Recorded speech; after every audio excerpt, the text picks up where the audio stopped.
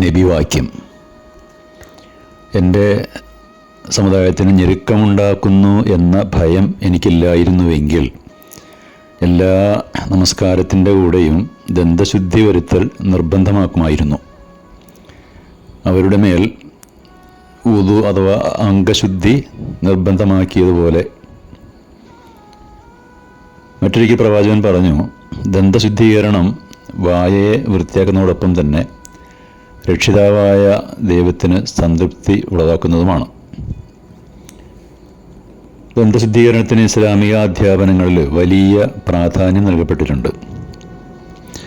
ആരോഗ്യത്തിന് ഹാനികരമായ പദാർത്ഥങ്ങൾ കഴിക്കരുതെന്ന വിലക്കും പല്ലുകൾ നന്നായി ബ്രഷ് ചെയ്യുന്നതിനുള്ള പ്രോത്സാഹനവും നബിചര്യയിൽ ധാരാളമായി കാണാൻ സാധിക്കും.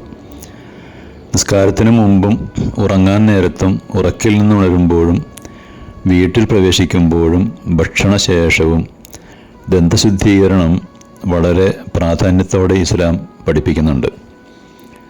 പ്രശസ്ത ഗവേഷകനായ ഡോക്ടർ റാഷൽ ഹോൾ ദന്തശുദ്ധീകരണത്തിൻ്റെ ഗുണങ്ങളെപ്പറ്റി വിവരിക്കുന്നുണ്ട്. അദ്ദേഹം പറയുന്നത്, നിത്യവും പല പ്രാവശ്യം പല്ലുകൾ ബ്രഷ് ചെയ്യുന്നത് മൂലം ഓർമ്മശക്തി വർദ്ധിക്കുന്നു, കരൾ, വൃക്ക രോഗങ്ങൾ, വന്ധ്യത തുടങ്ങിയവയെ പ്രതിരോധിക്കുവാനും ഏറ്റവും ഉത്തമമാണ് ദന്തശുചീകരണം.